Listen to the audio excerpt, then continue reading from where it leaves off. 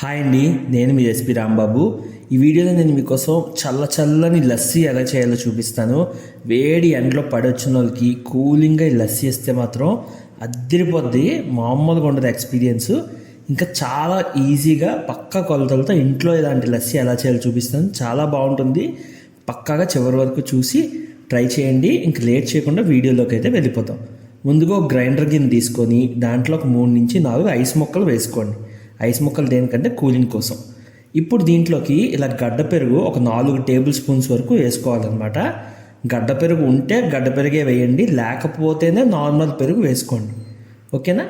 ఇప్పుడు దీంట్లోకి ఒక టేబుల్ స్పూన్తో కోవా వేసాను నేను. అలాగే ఒక టేబుల్ స్పూన్ హనీ అంటే తేనె, ఇంకా ఒక టేబుల్ స్పూన్ పంచదార వేస్తే చాలు. నేను కొంచెం ఎక్కువ షుగర్ తింటాను కాబట్టి 2 టేబుల్ స్పూన్స్ దాకా వేసుకున్నాను. ఇప్పుడు దీంట్లోకి 150 ml వరకు మిల్క్ యాడ్ చేసుకోండి, అంటే పాలు యాడ్ చేసుకోండి. మీరు పచ్చి పాలైనా వేసుకోవచ్చు, మరిగించిన పాలైనా వేసుకోవచ్చు. మరిగించిన పాలు అయితే చల్లార్చి వేసుకోండి. ఇప్పుడు దీన్ని ఇలా గ్రైండ్ చేసుకోవాలి. అయితే గ్రైండింగ్ చేసేటప్పుడు 1 నిమిషం పాటు గ్రైండ్ చేసి మళ్ళీ గ్యాప్ ఇచ్చి మళ్ళీ గ్రైండ్ చేయాలి.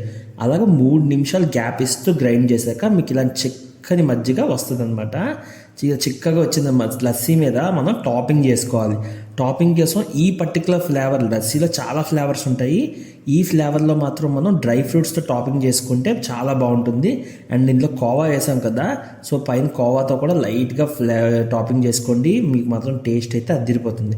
మళ్ళీ ఐస్ క్యూబ్స్ కూడా యాడ్ చేశాను, ఒకవేళ చూస్తే మర్చిపోతే యాడ్ చేసుకోండి. కూలింగ్ కరెక్ట్గా సరిపోతుంది. అంతేనండి, మంచి లస్సీ రెడీ అయిపోయింది.